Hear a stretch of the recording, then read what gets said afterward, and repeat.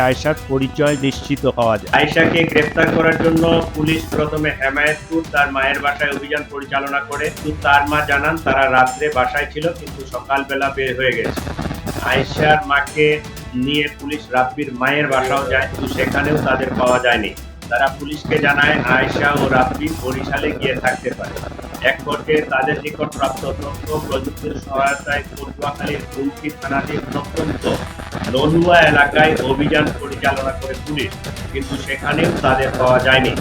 পরবর্তীতে এডিসি মোহাম্মদপুরের নেতৃত্বে থাকা পুলিশের আভিযানিক টিম ঝালকাঠি জেলার নলছিটি থানার চরকারা গ্রামে আয়েশার স্বামী রাব্বির দাদার বাড়িতে বুধবার গতকালকে 10 ডিসেম্বর অভিযান পরিচালনা করে এবং বেলা আনুমানিক 12:30 ঘটিকার সময় আয়েশা ও তার স্বামী রাব্বিকে গ্রেফতার করতে সক্ষম হন।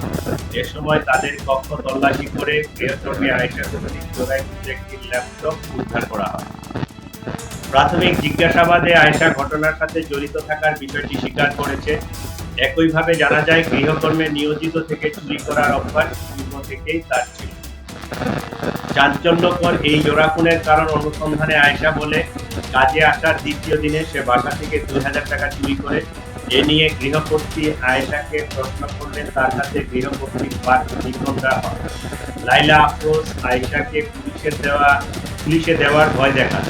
চতুর্থ দিন কাজে আসার সময় আয়েশা বাসা থেকে একটি সুইচ গিয়ার চাকু নিয়ে আসে। ঘটনার দিন টাকা চুরি নিয়ে তাদের মধ্যে আবারও কথা কাটাকাটি হয় এবং ধস্তাধস্তির এক পর্যায়ে আয়েশা গৃহকর্ত্রী লাইলা আফরোজকে সুইচ গিয়ার দিয়ে এলোপাতাড়ি ছুরিকাঘাত করে। এ সময় তাদের মেয়ে নাফিসা তার মাকে বাঁচাতে এগিয়ে এলে তাকেও ছুরিকাঘাত করা হয়। ছুরিকাঘাতের ফলে অতিরিক্ত রক্তে মা ও মেয়ে দুজনেই প্রাথমিকভাবে প্রতীয়মান। ঘটনার সময় আয়েশা নিজেও আহত কাপড় চোপড় পাল্টিয়ে মেয়ে নাফিসার স্কুল ড্রেস পরে বাসা থেকে বের হয়ে যায়। যাওয়ার সময় ব্যাকপ্যাকে একটি ল্যাপটপ, মোবাইল ফোন আরো কিছু জিনিসপত্র নিয়ে যায়।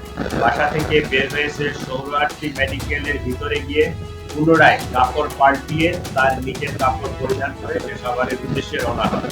পরবর্তীতে সে চুরি করা ফোন সিঙ্গাইর ব্রিজ হতে নদীতে ফেলে দেয়। এই ছিল মোটামুটি আয়েশা সম্পর্কে। এটা একদমই ক্লুলেস একটা ঘটনা ছিল। সে মোবাইলও ইউজ করতো না, ছবি টবি কিছুই ছিল না, কিন্তু তার এই যে গলার সাইডে যে পুরা দাগটা, এইটাই আমাদের একটা ক্লু। কারণ এই পুরা দাগ নিয়ে এর আগে এই মহিলা জুলাই 25-এ ধরা পড়ছিল। এইটা আমাদের থানায় একটা মোহাম্মদপুর থানায় জিডি ছিল, সেই জিডির ক্লু ধরে আমরা এই পুরা উদ্ঘাটন করতে সক্ষম হয়েছি এবং তাদেরকে